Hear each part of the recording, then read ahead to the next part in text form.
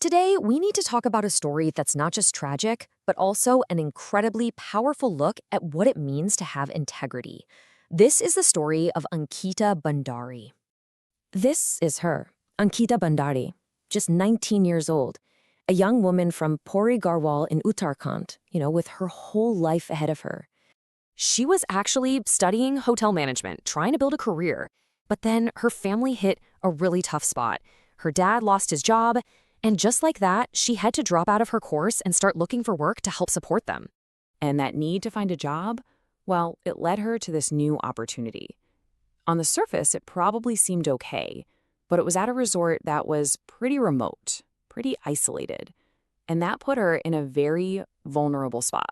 So on August 28th, 2022, she starts this new gig as a receptionist at the Vanatara Resort. Now, you need to know, the resort was owned by a man named Pulkit Arya, who was the son of a prominent, though now expelled, BJP leader. And for all her work, what was she making? Just 10,000 rupees a month. That number is absolutely crucial because it really shows you just how precarious her financial situation was. And this is where things get really concerning. The job itself, it was basically a trap because the resort was so far out of the way, Ankita didn't just work there. She had to live there too. And that meant she was completely dependent on her boss, Pulkit Arya, for everything, her place to sleep, her food, and most importantly, her safety. And it really didn't take long at all for Ankita to realize that something was seriously, seriously wrong with this place. So what did she find out? We're talking just a few days after she started. She started to see the resort's dark secret, and she actually confided in a friend about it. She sent this heartbreaking WhatsApp message. It said, "I am being pressured to provide extra service to the VIP guests at the resort." I mean, those are her own words. It's a chilling message, a cry for help from someone who is totally isolated and scared. Now, let's be absolutely clear what extra service really means in a situation like this. We're not talking about bringing towels to a room.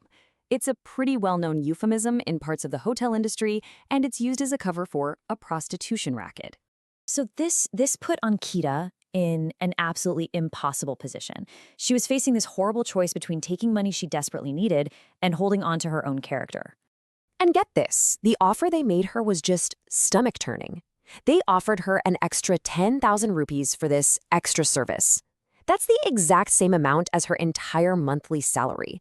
They were basically trying to bribe her with an amount equal to her entire livelihood. And what did she do?